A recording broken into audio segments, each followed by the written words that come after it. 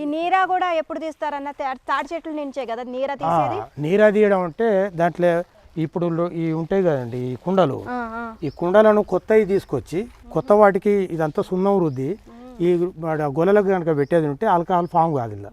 ఆ కాక నీర ఉంటుంది ఎప్పుడు కానీ మొత్తం కొబ్బరి నీళ్ళ టైప్ ఉంటుంది. సేమ్ కొబ్బరి నీళ్ళు ఎట్లా అయితే ఉంటుందో కళ్ళు కూడా అది ఉంటుంది. అంటే దీంట్లో ఆల్కహాల్ అనేది రాదు.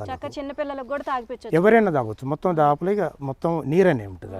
మొత్తం కొత్త కుండే వాడతారు. కొత్త కుండలకు సున్నం రుద్దాలి. సున్నం రుద్దితే అట్లా దానివల్ల ఏంటి? సున్నం రుద్దడం వల్ల కూల్ అవుతుంది. అంటే ఇప్పుడు ఈ ఎండ వేడి అనేది లోనికి పోదు, మొత్తం అనేది అలా దాంట్లో తయారు కాదు. అట్లా కాకుండా నీరనే, కేవలం నీరనే తాగుతాం. ఇక ఊర్లలో మత్తు కోసాన్ని తాగుతారు కాబట్టి మేము కూడా వాళ్ళు ఇట్లా ఎవరికి వీలైతే అట్లా తీస్తాం. అట్లా కొంతమందికి ఎవరైనా నీర కావాలంటే మాత్రమే నీర తీస్తాం. నీరు వాళ్ళ అవసరం లేదనుకున్న వాళ్ళు కళ్ళు మామూలుగానే మందు అట్లాంటివి ఏం కలపరు మత్తు కోసం.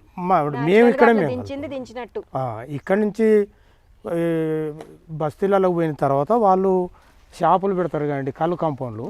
ఆడికి పోయిన తర్వాత ఈ మత్తును వాళ్ళు రకరకాలుగా తయారు చేసి వాళ్ళు అమ్ముకుంటారు. మా దగ్గర అట్లా ఏమి ఉండదు, నేచురల్ ఉంటుంది.